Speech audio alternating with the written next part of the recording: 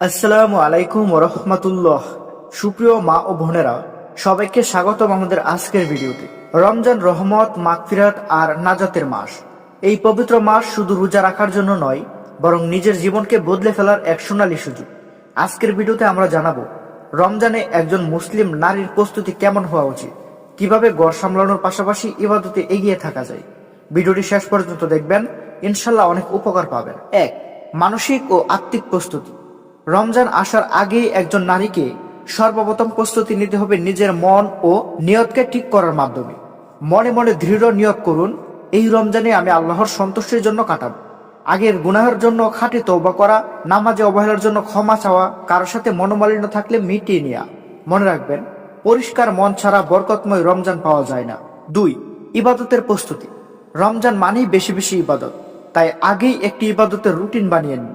5 ওয়াক্ত নামাজ সময় মতো পড়ার অভ্যাস, কোরআন তেলাওয়াত, প্রতিদিন কত পৃষ্ঠা পড়বেন ঠিক করুন। তাসবিহ, দরুদ, ইস্তেগফার, তাহাজ্জুদ ও তারাবির প্রস্তুতি। পিরিয়ড চলাকালীন নারীরা জিকির করবেন, দরুদ পড়বেন, দোয়া করবেন, ইসলামিক বই পড়বেন। পিরিয়ড কোনো বাধা নয়, নিয়ত থাকলে সওয়াব বন্ধ হয় না। 3. সংসার ও রান্নার প্রস্তুতি। রমজানে নারীরা সবচেয়ে বেশি ব্যস্ত থাকেন রান্নাঘরে, তাই বুদ্ধিমানের মতো প্রস্তুতি নিন। আগে থেকেই বাজারের তালিকা করুন, সহজ ও স্বাস্থ্যকর ইফতার পরিকল্পনা করুন, অতিরিক্ত আইটেম কমিয়ে দিন, সেহরি হালকা ও পুষ্টিকর রাখুন।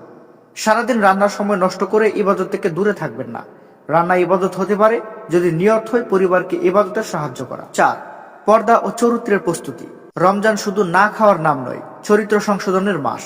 পর্দার আরো যত্নবান হওয়া, অপ্রয়োজনীয় কথা, গীবত, ঝগড়া থেকে দূরে থাকা, সোশ্যাল মিডিয়ায় সময় কমানো, চোখ, কান, জিহ্বার হেফাজত করা। একজন মুসলিম নারী রমজানে নিজেকে বানান আরো মার্জিত, আরো লাজুক, আরো ধৈর্যশীল। 5.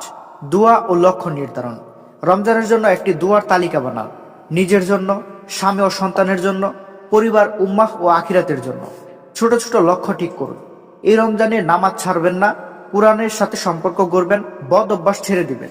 তো প্রিয় মা বোনেরা, রমজান বছরে একবার আসে, কিন্তু জানি না আমরা আরেকটি রমজান পাবো কিনা।